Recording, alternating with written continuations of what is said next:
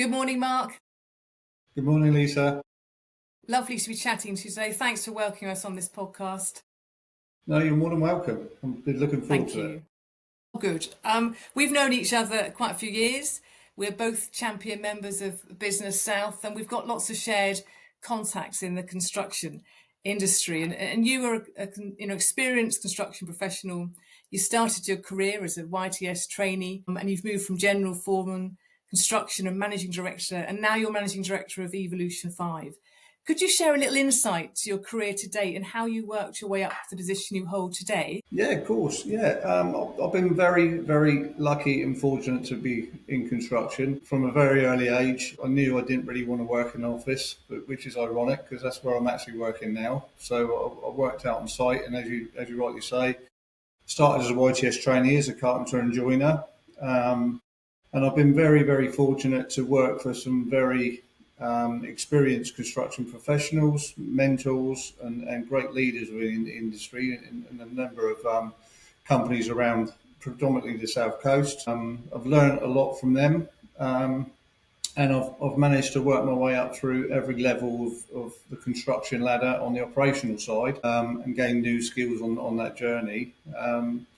And it's bore fruit for me. It's put me in a good position because the experience has allowed me to know that in my role as managing director, and when you're actually managing other site managers, project managers, you know exactly where they're coming from. And to a certain extent, I'm also a poacher turned gamekeeper, so I know the tricks of the trade because I used to use them myself, and I can use that to my advantage when the need suits. That sounds good. That sounds good. I like that. But we're going to delve into the built environment industry a bit, how it's looking, key challenges, and branding both for the company and employees. What attracted you to the role at Evolution5?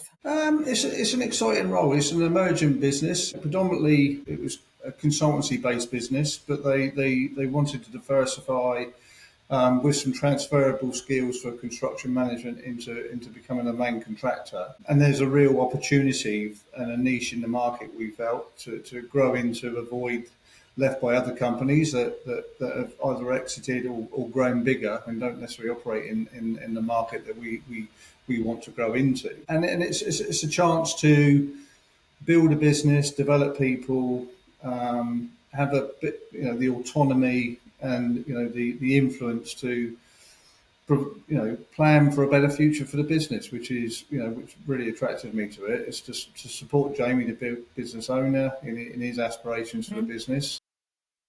We've got a 5-year plan, like all plans.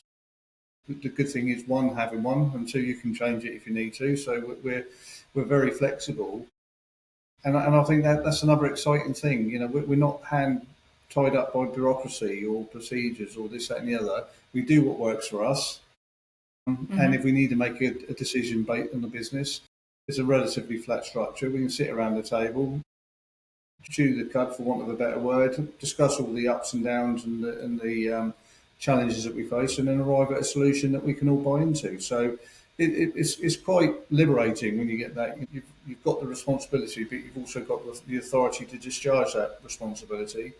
Where in previous positions I've held in larger organisations, you have the responsibility, but you don't necessarily have the authority. You're told what to do, how to do it, and when to do it.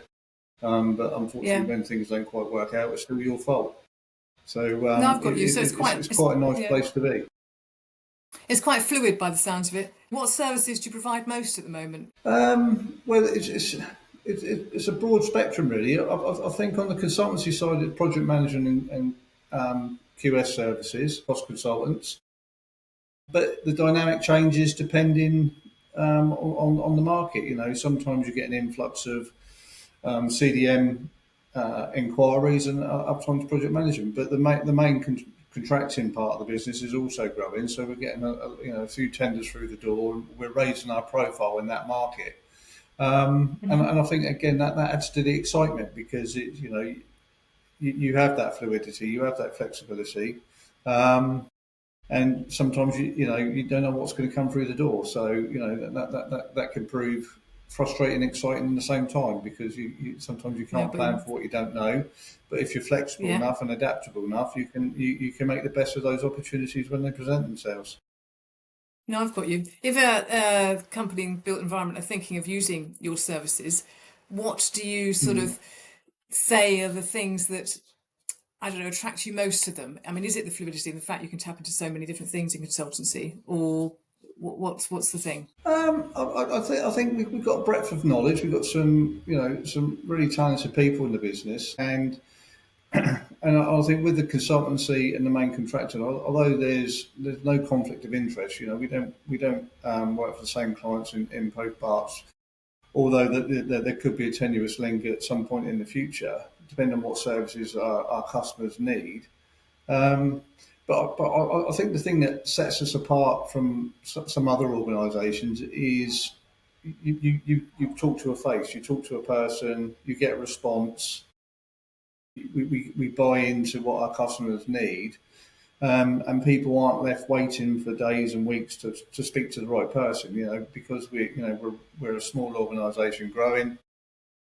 People were allocated, and it's about building that relationship. And that goes a long way, because people work with people. And that's where we're trying to establish ourselves. We get a lot of repeat business. Customers come to us because they like our approach, they like what we do, and they like the people we got working for us. And I think that's what we're trying to build on. And because of the services we provide, we can also give insight into other challenges that their customers facing that they might not get if they went to other businesses. Yeah, I've got you. And you're going to stick to the region area that you work in, or what is it going to be market penetration across UK and further afield, or the next 5 year plan, or you're just playing it by ear at the moment and seeing how it develops? No, geography isn't a barrier to us, especially on the Hmm. consultancy side. We have a number of projects outside of our region. Main contracting's a little bit different. As we're building, we're looking at opportunities, and we're not able to be as selective as we want to be at this moment in time, because we're trying to establish ourselves and raise our profile in that market. But the consultancy side, we're national. We go all around the Yeah. country, Okay. depending on where our customers want us to go. Main contracting. Eventually, I'd like to bring it into a little bit closer in, geography wise, because the closer you are to where we operate, the more control you've got, the more you can build relationships with our supply chain, and the more you'll become known in the area. Whereas if we spread Hmm. ourselves too thin, travel becomes an issue, control becomes an issue. So, but at the moment, we're having a look at each opportunity on its own merits. And one thing that we won't do is we won't commit to something we know we can't deliver, because that's Yeah. not fair Okay. on our That's good. customers, it's not fair on us, and it puts undue pressure and unnecessary pressure on the business. So we look at the opportunities, but we're in the building stage of our development. We're looking at stuff now which maybe in a year's, 2 years' time, we might not consider, because of, we've got other opportunities, better opportunities nearer home, or nearer within our sphere of control, that we'll probably Yeah. pursue in those circumstances. And home is, where's the office base? Our office is currently based in Hedge End. We've been here for a few years, but we're looking to relocate, and we're in negotiations to move, but we'll still be within the N27 corridor, but a larger office which will facilitate our ability to expand, and provide a better standard for our employees to work in, and we're hoping to be in place by the end of the year. So we've been in Edgen for a few years. It served us really well, but it's time for a new chapter, and a new home, which we're very much looking forward to. Exciting times. And what do you think is the exciting things happening in the construction built environment sector at the moment? What do you think people are getting energized by? That's a very, very good question, and I dare say that there's no one answer to that. It depends on who you are, what you are, and what the market is. Construction is a very fluid marketplace. You get the companies that are struggling to win work, and you get the companies who seem to win everything. Their dynamics and their needs and wants change as a result of that. But I think the exciting thing is, the industry has struggled, I would say, for at least the last 5, 6 years post COVID. There's been, the economy struggle. There's been a real stranglehold. The legislation is coming. It's a little bit confusing. Some of it's a little bit unnecessary. Everybody says build, build, build, but then you try and build, and there's 100 reasons why you can't. People are just starting to see a little bit of a relaxation. There's a lot of projects that have been on the starting blocks, but the gun's not been fired for numerous reasons. And I think there's quite a few opportunities coming to market now, or jobs starting, which we should start to release a logjam. And in the construction, in the 40 years that I've been in, it's very cyclic. It's very much boom or bust, and we've been bust for a little while, and it's been quite downtrodden. But I think we're starting to climb out of the pit, and we're starting to move in the right direction, which is exciting. But that will bring other challenges, because then the talent roundabout will start, and people who've been a little bit stayed and disgruntled, people start to get busy, and they start to need more talent, so they start trying to pull talent out of other businesses, and the whole merry-go-round starts. And I'm sure it's the same in other industries, but it's extremely prevalent in construction. People start to dance around the handbags and start moving around, and it creates a bit of a vortex, which it can be frustrating, because you're planning for work, you've got people to go on it, and then all of a sudden people get siphoned off and go somewhere else. Yeah, I've got you. But that actually leads me on to my next question, because I'd like to get your thoughts on creating a great team. I know you value your team and you really recognise them as the biggest asset, but how do you create team unity and try and build a superb place to work? There's, I think the first is passion for people. I love people. The thing that gets me out of bed in the morning is having the ability to help people meet their career aspirations, to develop, to improve. People are our greatest asset, but they're also sometimes your greatest challenge, because you have to be all things to all people, and depending on where they are in their life cycle. But to create a work, I think when you're a leader, it's not about you; it's about your team. And I think a lot of people get that confused when they get promoted into a position of responsibility or leading a team. They think it's all about them. And it's not. It's about embracing your team. It's about honing the skills of your team and using those to the advantage. So it's about putting square pegs and square holes, and using their experience and skills to bring together. But with people, I like to try and create an environment where people feel valued, they feel empowered, they've got some autonomy, they're supported. But with that comes responsibility and accountability. And I try to build a professional approach, I won't say a light-hearted way, but in a relaxed manner. So we're very professional in what we do, but we do it in a relaxed manner. And I always say to the teams, as a business, there's everything that we do needs to just do two things in my eyes, and that's protect us from risk and add value. If they don't do those two things, they're artificial. We can put our energy somewhere else. And I think people buy into that, and when you feel comfortable, you feel listened to, you've got an opportunity to influence where the business is going, you've got a voice. And also we engage with people, when we've got big business decisions to make, it's not about, I say we do this and that's where we're going. I ask people, what are your views on this? What are your views on that? And somebody once told me, the more people you get to help plan for the battle, the less likely they are to battle the plan. And I think getting that engagement, because people they fall into, they're either part of the solution or they're part of the problem. And if you engage with them, you very quickly find out what camp they're in, and then you can make decisions based on that outcome. So, a team is exactly that. It's a team. But and one thing I always reinforce would be, the house has always got to win. I use football and sport as a reference point numerous times. If a striker scores 4 goals but the defence lets in 5, the team still loses. Yeah, So yeah, yeah. we've all got to work together to support each other so the business wins, because if the business wins, we all win. And it's not all about being a rising star and this, that, and the other. Everybody has to work as a collective, support It's each like other having when that, we need yeah. support. It's like having that Yeah. backup, isn't it? It's constant safe pair of hands. So Yeah. if there's an incident or something happens, you've got that backup all the time Well, from the you're team. more likely to get people just to gather around and support and deal with whatever's arisen, rather than, if you're very autocratic and say, right, we're going this direction, you're going to get people in the background saying, oh, I would have done that. I knew that would happen.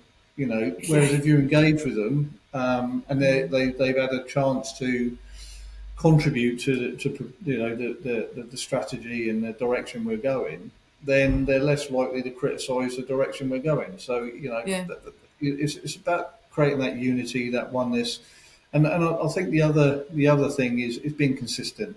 As a Hmm. leader, you need to be consistent. If you're up and down, if your personality is such that one day you dance around the office singing zippity doo dah, and the next day you're walking around as if you swallowed a wasp, that doesn't bode well for people either. So trying to be consistent, you have to be quite a good actor at times, because obviously we're all human beings, and there's things going on in our lives which you can't bring it to work, and some people really frustrate you, but you can't show that, so you have to try and encourage, support, and whatever. But so leadership is many things to many people, but the team comes first as far as I'm concerned, because the team's doing very well and being successful, then the business will be successful, Yeah, and that love that. predominantly is what it's all about. Thank you, Mark. Really like that. You've got some really good values at Evolution 5: passion, responsibility, honesty, achievement, and contribution. It's really echoing what you've just said. And I don't, as maybe a hard question, but can you go through a recent project where these values have played a key role in its success? I think we try to bring those values to all of our projects, and to varying we have varying degrees of success, because at the end of the day we're dealing with people. But there's two that stand out for me, and going back to what I said about trying to build a sustainable business and repeat customers. Mountbatten School was a successful project for us, and the Royal Opera House in Kent was a very successful job for us, and predominantly because of our approach, because of our values, because of the way our teams interacted with the client. And both of those projects, the measurement for success for me is not the financial outcome, because that will be whatever that will be. It's whether or not the client was happy with what we did and how we did it, and they are more than happy to consider us for future work, because that to me is a positive step in the right direction, and it means that the relationship's got some value. It means that we aligned ourselves to what the needs and wants of what our customers wanted. And I think that is our strategy moving forward. We want more repeat business for a select few of customers, rather than jumping into the bear pit, joining the race to the bottom, lowest price wins, all this sort of scenario, because eventually you'll get to the point where we will starve, because it's just not a sustainable model. Yeah, I've got you.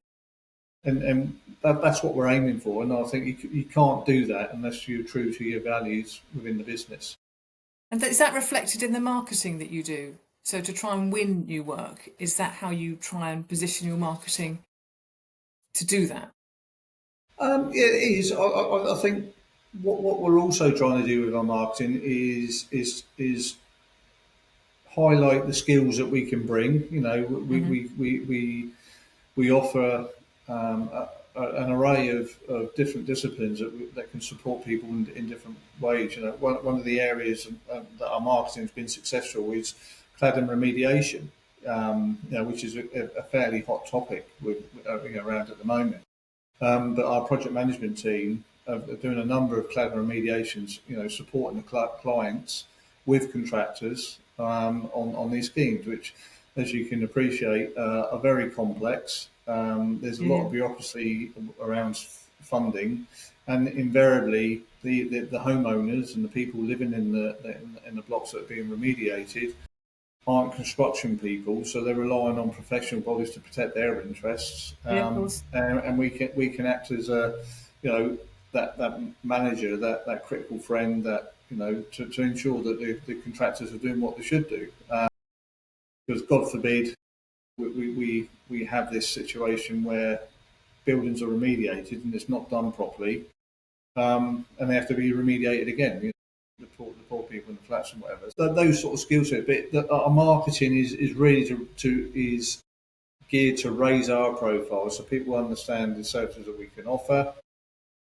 We're not trying to say we're the best, this, that, the other, because there's a lot of great companies out there, and there's a lot, there's a lot of great people out there.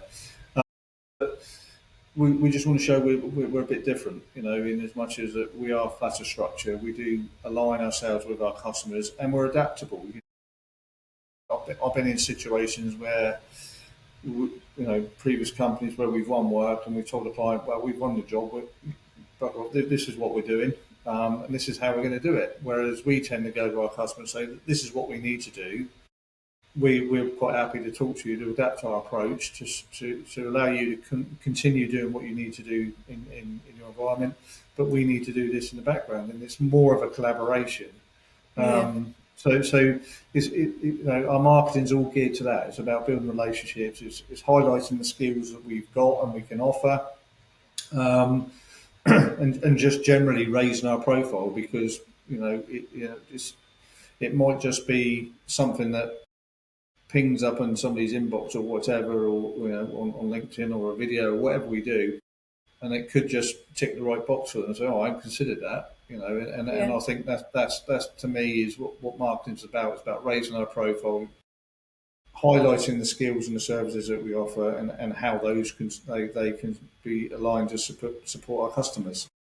Yeah, I like that. Thank you, Mark. What's the sales cycle look like? I mean, from the inquiry, scoping, proposals, contract, is there a typical length of time for the sales inquiry, from new inquiry to actually get started, or is it all over the place? Again, I think it's incumbent on the current market. I think it's got worse. I think because everybody is risk averse to the nth degree now, and as a result of that, the procurement of a project just takes forever. And there's a number of reasons for that. It's not just the legal side of things. It's the client brief hasn't been drawn or detailed or designed correctly, so there's a bit to and fro. Invariably, jobs are over budget. They go to the market, and they cost more than was anticipated. When I first started in the industry, you tender a project. This is a main contractor now. Consultancy is slightly different. You tender a project. There'd be a 5-6 week tender period. You have a 2-week evaluation period. You have a tender interview, and then you get awarded a contract. 4 weeks later, you're on site. Now, I've had jobs in pre-construction over 2 years from when we tendered them, and they still haven't started. And we've got a particular case here now where we tendered it last Christmas, and it's still not on site. And you constantly are going back because costs are only going one way; they're going up. Yeah. The client still wants to hold you to that price that you submitted in December, and you're saying, well, the market's moved, and people have moved, and what was available to us in December isn't necessarily available to us now. So it does get a little bit frustrating. So the gestation period for a project varies depending on some complexities, and some of the major projects, they could be on the drawing board for 4 or 5 years before they actually get to site. So, and that is one of the major frustrations for construction companies, because that continuity is usually inhibited by that lack of commitment and consistency in the procurement process. And there must be reasons that it's being held up their end, which perhaps they don't have that much control about. And do they ever get canned altogether? Do you have, you're talking to them for years and then Yeah, it just yeah, yeah, disappears? yeah. Oh, Yeah. it's renowned. I don't know if you remember the Building Schools for the Future program, which was probably about 15 years ago. It's extraordinary amount of resource and attention went into that, and it was canned literally 6 weeks before the projects were going to site, and that was the government changing government, or Yeah. legislation and government just changed it. So that does happen. Yeah, if the clients don't get the answers they want, or they can't get the project in the affordability range that they need, then yeah, they do shelve things, which again is frustrating if you've invested 6, 9, 12 months of your time and your resource into a project. And it's a bit of a double-edged sword, because one, you obviously haven't got that revenue coming in because it forecasts it come in, but then you've also got to try and replace it. And in a market that's been challenging over the last few years, it's not quite easy. So that generally forces some companies to make decisions that ordinarily they wouldn't necessarily make. Yeah. And then you do get into the challenges that the construction industry provides. So it can be very frustrating when jobs get canned or shelved or delayed, because that's knock-on effects for a number of things, not only main contractors but our supply chain, suppliers. The whole thing remains very fluid. Yeah. And it's a case of how long do you wait for the bus to arrive, or do you find No, I another mode get. of transport? And that's Yeah, yeah, exactly yeah. where most companies find themselves. And I guess it's frustrating for the clients as well. Of course it is, They yeah, do. it's They frustrating for they want to everybody. they want to get cracking, don't they? They want to go. Well, they want to get cracking, Yeah. but sometimes everything's got a cost, isn't it? Everything's got a value. Yeah. You know, you can't buy a £50,000 car for £30,000, and if you can, No. there's obviously something wrong with it, Yeah, yeah. and that's where the frustrations lie. Inherently, construction companies don't operate on massive profits, percentages. And No. it's Okay.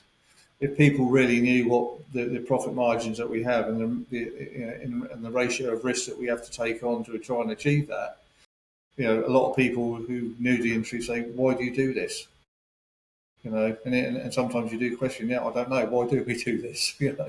But the reality is, it is quite a challenging but a very rewarding industry to be in. Thank you, Mark.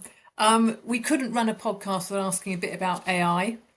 It's Yeah. significant in the way it's transforming the way we work in business, and mostly for the good, I think. And it's gone under major changes recently. But how do you use it regularly where you are?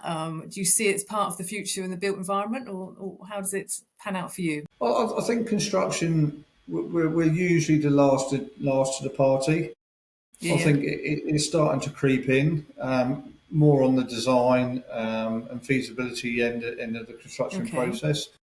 I think, In what way, Mark? How does it work in the feasibility well, class area? class detection, validating designs to make sure things stand up, and Okay. using models to ensure that the design is correct and Yeah, fulfills the yeah. wants and needs. Hmm. And it's quite good, like in that regard. Um, on on the ground, I think we're starting to see a few things. Mainly with project management software and other bits and pieces. But Hmm. I'm not sure. I think unless I'm sure there's people out there who would challenge this, but it's not replacing the man laying bricks or the carpenter hanging doors and all the rest of it just yet. I'm not saying it won't, but I think what it will do is help the technology associated with building to make it more efficient, more environmentally friendly, reduce waste and all those sort of Yeah. scenarios where inherently we've struggled as an industry, so that buildings perform better. And I think, you know, as an industry, we need to have a good look at ourselves to see, how we can embrace that. Humans have been building for centuries, thousands of Yeah, yeah. years, and there's buildings that were built 300-400 years ago that are performing better than buildings that were built 3 years ago, and there must Mm. be a reason for Mm. that. And and we just need to get back to basics, make sure we build correctly. We keep the environment in a manner that we want, so heat is kept in, and Yeah, moisture yeah, kept out, and all the rest of it. And I think AI can contribute to that, but making more efficient designs and looking at buildability, so that we can improve the way buildings perform and how we construct yeah. them. Do you have like a pillar within your operational and technology side of the business where you're looking at AI all the time, trying to look at new software, or are you just evolving as you learn about it? I've learned from bitter experience to be an observer, watch a Yeah, lot of yeah, people embrace it and learn from their mistakes, and then yeah, jump yeah, on the bus when it's actually a technology that adds value. yeah, yeah, Yeah, we're not of the size where we can invest an inordinate amount of money in exploring AI opportunities, where there's other companies out there more attuned to that and more able to do that. As an industry, I think we're very much in a observing, waiting to see what it can bring and where the new leap is. And sometimes it comes from unexpected places.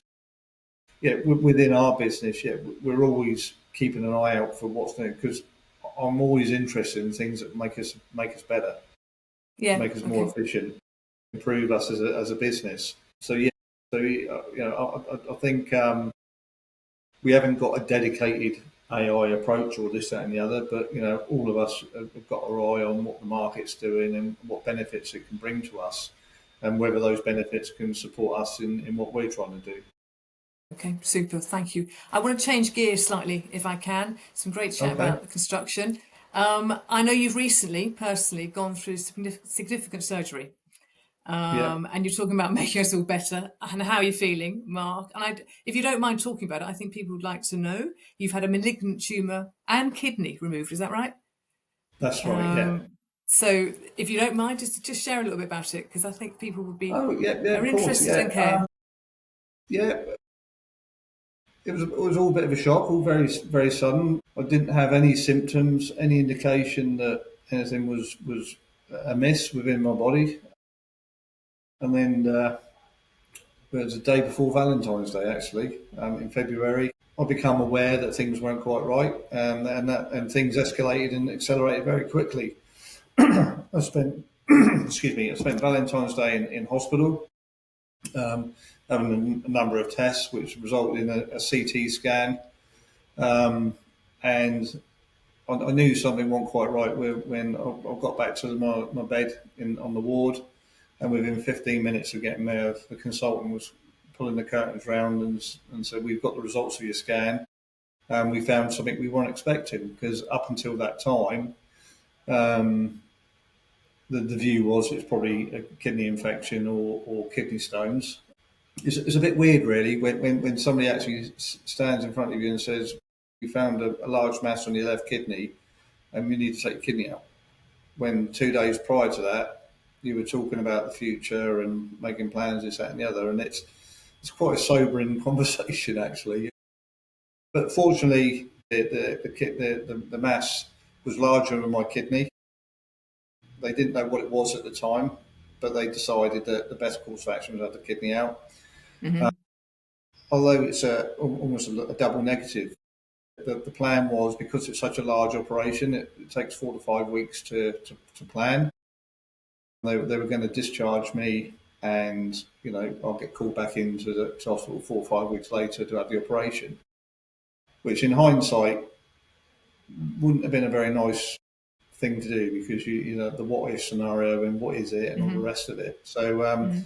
I was discharged on the Sunday, and unfortunately the kidney bled again, which resulted in me going straight back into hospital, and then it was treated as an emergency, and I Hmm. had the operation the following Friday. So it was very shocking. For me, I got my head around it fairly quickly, but the physical side of it was one thing, but the mental side was, and was took a little bit longer. Couldn't verbalise what was happening for a couple of days. Hmm. The emotions took over.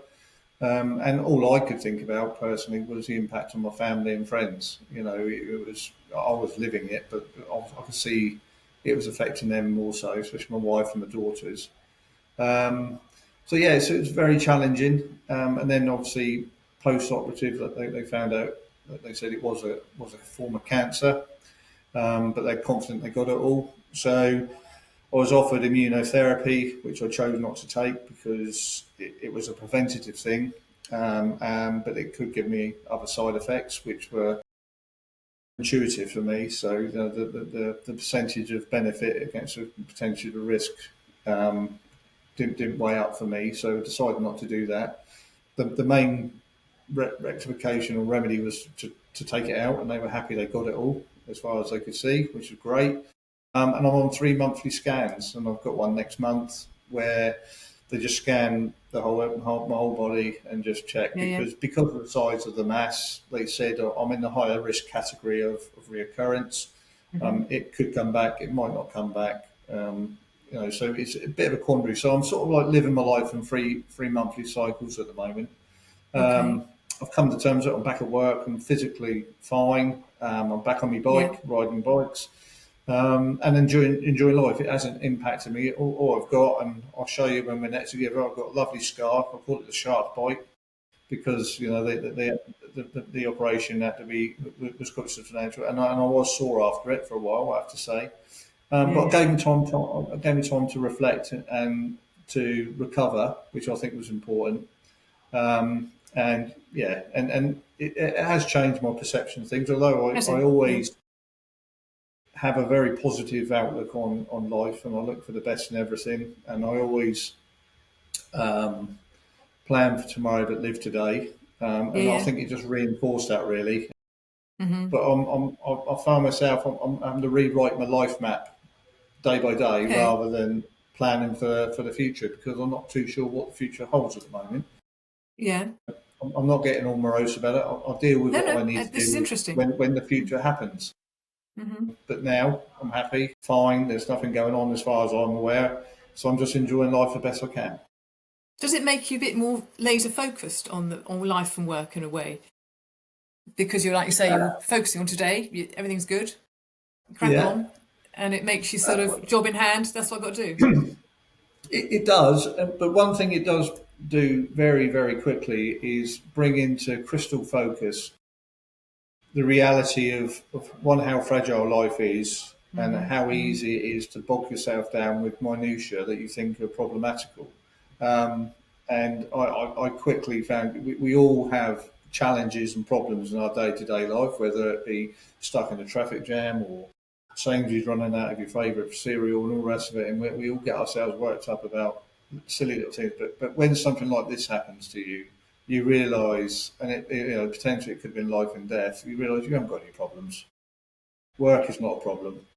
Your health is your wealth. As long as you're healthy, you can do whatever you need to do in life. So we're still getting used to the fact that the work life balance thing. Yeah, they're still laser focused and committed at work. But I'll be lying if I said I don't get as involved or what's the word I'm looking for. I don't absorb the problems as much as I did before. I'm not so Okay. invested in the Yeah. day-to-day minutiae. I can see what they are, I can see a solution, but I'm not going to let it affect me like I did in the past. Some business decision. I'm sure you've been there yourself, Lee. You think it's life and death. The reality is Mm. it's not, and No. we tend Mm-hmm. to worry about things that never happen anyway. So Or they never it's happen like about you think they are. Mm-hmm. no, exactly. So you just need to keep things in perspective. Yeah, and I enjoy my family, and I love coming to work. But yeah, I am questioning the work-life balance, and and I'm still coming to terms with what does that look like in the future. Because Got you. I might have the next scan, and my work gets tipped upside down again. But until that happens, I'm going to carry on doing what I want to do. Thank you, Mark. Thanks for sharing that. People all like hearing that. I mean, we all go through Oh, things, that's fine. and it's nice to hear from someone and managing director what it's like for them. I'm going to finish off with, I'm always intrigued by personal values and drivers. What gets you up, motivated and flying every day? I think for me, as I said earlier, I think it's people. It's having the chance to influence and support. And I've been lucky enough to learn and be educated and mentored by a number of fantastic people throughout my career. And I think that I have an obligation to try and impart that to the next generation and other people. And I love helping people reach their full potential. And it's one of my, I won't say legacies, but one of the things I'm most proud of is when I see people that I've worked with and former colleagues and trainees and people at the early stages of their career move to other areas and excel and rise, because of the foundation that myself and the people working with me at the time were able to provide them with.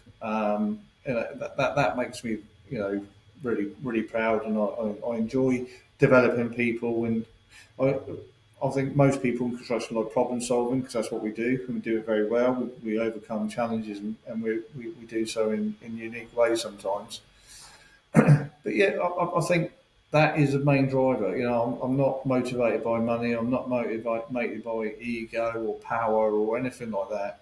I just want to come to work, enjoy doing what we do, face the challenges with the team to get the best outcomes, whatever that may be, and have some fun. Because if you don't have fun, what is the point?